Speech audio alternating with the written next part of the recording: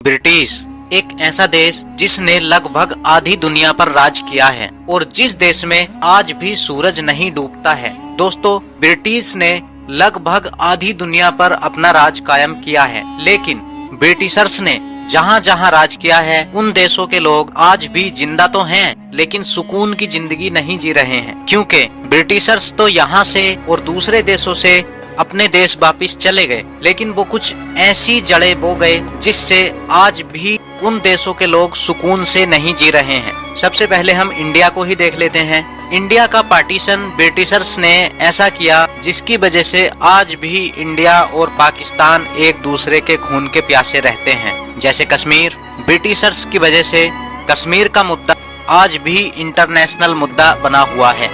उसके बाद आते हैं जहां सिचुएशन बहुत ही क्रिटिकल रहती है, और वो देश है इजराइल और फिलिस्तीन।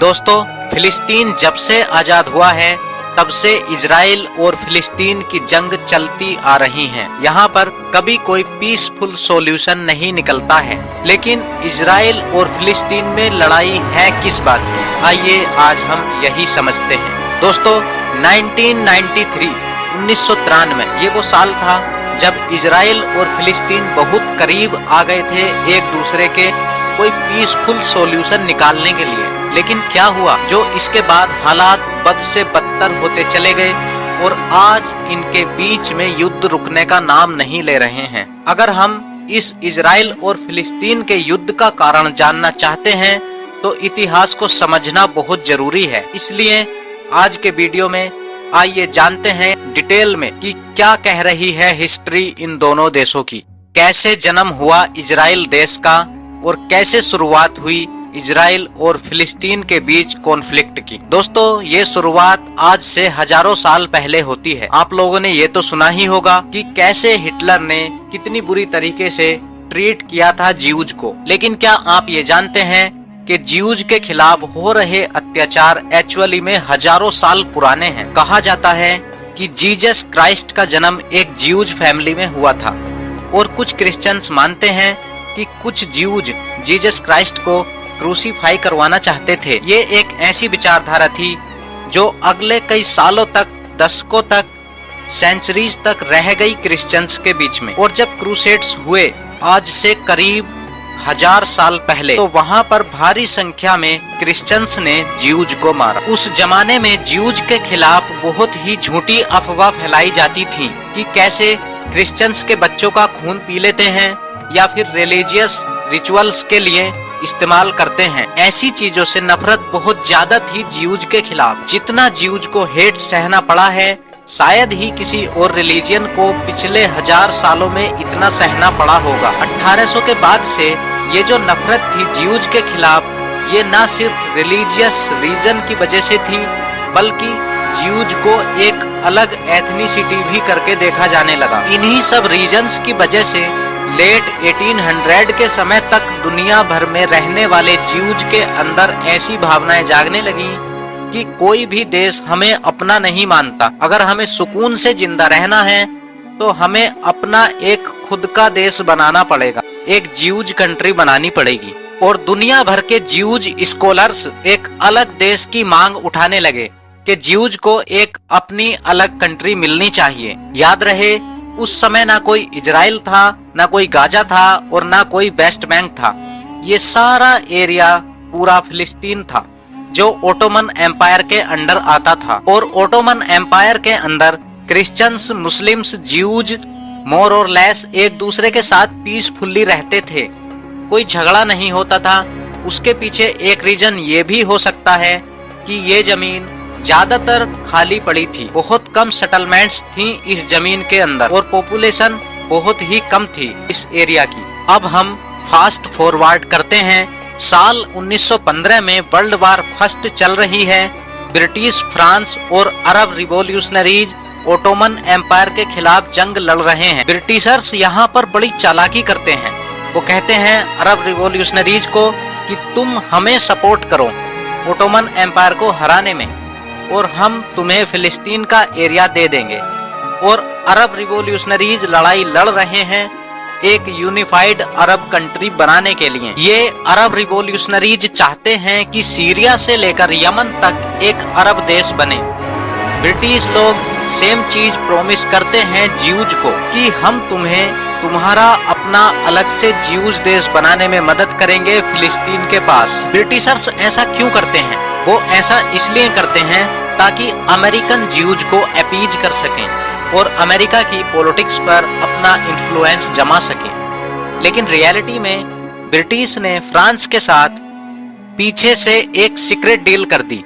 जैसे ही ओटोमन एम्पायर हारा, वर्ल्ड वार फर्स्ट खत्म होने के बाद तो जो मिडल ईस्ट का एरिया था ब्रिटिश और फ्रांस ने अपना आधा आधा डिवाइड कर लिया और फिलिस्तीन पूरा ब्रिटिश ने अपने कंट्रोल में ले लिया। अब पूरे फिलिस्तीन पर राज आ गया ब्रिटिश का। तो 1918 से लेकर 1948 तक पूरा फिलिस्तीन ब्रिटिश राज के अंदर रहता है। इसी समय जर्मनी में हिटलर को पॉलिटिकल पावर मिलती है और ज्यूज को मिलियन की संख्या में मारा जाता है और उनके खिलाफ जियोनिसाइड होता है। पूरे हिटलर कंट्रोल यूरोप में ज्यूज अपनी जान बचा के अलग अलग देशों में भागते हैं। कुछ को अमेरिका में रिफ्यूजी मिल जाती है, लेकिन इनमें से बहुत सारे ज्यूज जाते हैं फिलिस्तीन में। ब्रिटिश पहले तो उन्हें अंदर आने देता है, लेकिन बाद में ब्रिटिश रोकता है उन्हें फिलिस्तीन में एंटर होने से, जिसकी वजह से इजरायली नेशनलिस्ट मूवमेंट की शुरुआत होती है फिलिस्तीन के अंदर। At the same time 1940s के आते आते फिलिस्तीन नेशनलिस्ट मूवमेंट की भी शुरुआत हो चुकी थी। यानी फिलिस्तीन के लोग भी अपने देश को ब्रिटिश से आजाद कराना चाहते थे। उधर इजरायली मूवमेंट की शुरुआत हो चुकी थी और इधर फिलिस्तीन मुल्क आजाद कराने की शुरुआत हो चुकी थी।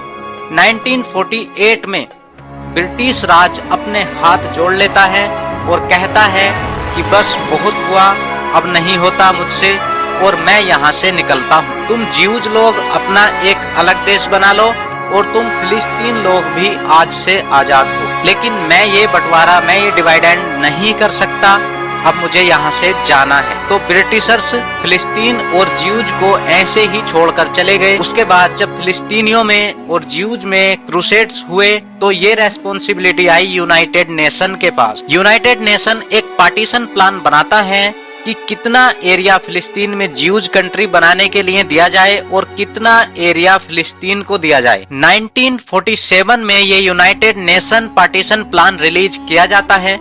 यूनाइटेड नेशन अपने प्लान में 55% एरिया अप्रोक्सीमेटली ज्यूज स्टेट के लिए रखता है और 45% एरिया अरब फिलिस्तीन देश के लिए रखता है। यरूशलेम एक बहुत ही हिस्टोरिकली इम्पोर्टेंट एरिया है 3 धर्मों के लिए, ज्यूज, क्रिश्चियंस और मुस्लिम्स के लिए।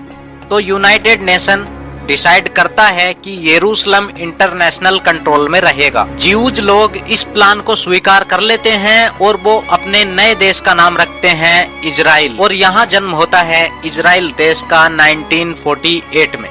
लेकिन अनफॉर्चुनेटली जो बाकी नाइबरिंग अरब कंट्रीज हैं वो इस प्लान से बिल्कुल भी खुश नहीं है। उन्हें लगता है कि ये प्लान ब्रिटिशर्स का बेसिकली एक तरीका है अपने कोलोनाइजेशन को कंटिन्यू रखने का। तो वो इजराइल के खिलाफ जंग छेड़ देते हैं। वो कहते हैं कि हम ज्यूज को इतना सा भी पार्ट नहीं लेने देंगे। इस जंग को नाम दिया जाता है first Arab Israeli war of 1948 और इस जंग में अमेरिका इजराइल को हथियार मुहैया कराता है। अमेरिका वेपन्स देता है इजराइल को फिलिस्तीनियों से लड़ने के लिए और इस युद्ध में जीत हो जाती है इजराइल की। और 1949 में जब जंग खत्म होती है तो यूएन पार्टीशन प्लान के अकॉर्डिंग जो एरियाज फिलिस्तीन के होने थे उनमें से कई एरियाज पर अब इजराइल ने कब्जा कर लिया था। जो गाजा स्ट्रिप का एरिया है वो इजिप्ट के पास चला गया है और जो वेस्ट बैंक का एरिया है वो पूरा जॉर्डन के पास चला गया। इसका मतलब ये हुआ कि फिलिस्तीन के पास कोई जगह नहीं बची अपनी। यहाँ तक कि 7 लाख से ज्यादा फिलिस्तीनियन को अपने घर छोड़कर रिफ्यूजी बनना पड़ा दूसरे अरब देशों में। इस चीज को कहा जाता है 1948 फिलिस्तीनियन एक्सोडस। इसके बाद 1967 में एक सेकंड अरब इजराइल वार होती है। 6 दिन तक ये जंग चलती है और अनफॉर्चुनेटली इसे भी इजराइल जीत लेता है। ना सिर्फ इसमें इजराइल गाजा स्ट्रिप को पकड़ लेता है वेस्ट बैंक पर भी अपना कब्जा कर लेता है, बल्कि इजिप्ट का ये पूरा बड़ा सा जो पेनिनसुला का एरिया है, अब इजराइल इस पर भी कब्जा कर लेता है। इस जंग के बाद फिलिस्तीनी लोग अपना खुद का देश चाहते हैं। इसी रीजन से 1964 में फाउंडेशन होती है फिलिस्तीन लिबरेशन ऑर्गेनाइजेशन की, यानी पीएलओ की। शुरुआत में पीएलओ का एम होता है आर्म्ड स्ट्रगल के थ्रू, यानी हथियार उठाकर अपना देश पाना। और शुरुआत में ये चाहते हैं कि इजराइल जैसा कोई भी देश एग्जिस्ट ना करे। इसी रीजन से यूएसए और इजराइल इसे एक टेररिस्ट ऑर्गेनाइजेशन डिक्लेयर कर देते हैं, लेकिन सिर्फ अमेरिका और इजराइल ही इसे टेररिस्ट ऑर्गेनाइजेशन डिक्लेयर करते हैं, बाकी कोई नहीं करता। वैसे अगर आप देखें तो एक पर्सपेक्टिव के नजरिए से देखो तो ये देश के रिवॉल्यूशनरी थे, क्योंकि ये अपने देश को, अपने ही देश को युद्ध से आजाद कराना चाहते थे। उसके बाद 1973 में एक तीसरी अरब इजरायली वार होती है, लेकिन इसमें कुछ भी नहीं बदलता है, तो ये हमारी कहानी में इतनी इम्पोर्टेंट नहीं है। उसके बाद कई बार यूएन की, ओआईसी की मीटिंग्स हुई फिलिस्तीन और इजराइल के मुद्दे को लेकर। कई बार यहाँ नए नए सॉल्यूशन लाए गए इस देश को पीसफुल बनाने के लिए, लेकिन इन सॉल्यूशन के अकॉर्डिंग जो एरियाज फिलिस्तीन को मिलने थे, उन एरियाज पर भी इजराइल कब्जा कर लेता है, क्योंकि लाइट, पानी और बिजली सब इजराइल के हाथ में है फिलिस्तीन की। इसलिए इजराइल वहां पर धीरे धीरे अपनी कॉलोनाइजेशन बढ़ा रहा है फिलिस्तीन के एरिया में, और फिलिस्तीन की सारी जमीनों पर अपना कब्जा बढ़ा रहा है। इसलिए वहां पर आए दिन क्लैशेस होते रहते हैं। उसके बाद 1987 में, यानी कि 1987 में एक फॉर्मेशन होती है हमास ग्रुप की, जिसका टारगेट होता है सिर्फ फिलिस्तीन को आजादी दिलाना, जो कि आज तक हमास और इजराइल की जंग चली आ रही है। हमास चाहता है कि फिलिस्तीन आजाद हो, जबकि इजराइल फिलिस्तीन पर धीरे धीरे कब्जा किए जा रहा है और फिलिस्तीन को खत्म करने की कगार पर है। आज के लिए बस इतना ही। उम्मीद करता हूँ वीडियो पसंद आया होगा। अगर वीडियो पसंद आया हो तो चैनल को सब्सक्राइब करें, लाइक करें और वीडियो को शेयर करें, और कमेंट सेक्शन में अपनी राय जरूर दें कि इजराइल सही कर रहा है या गलत कर रहा है। धन्यवाद।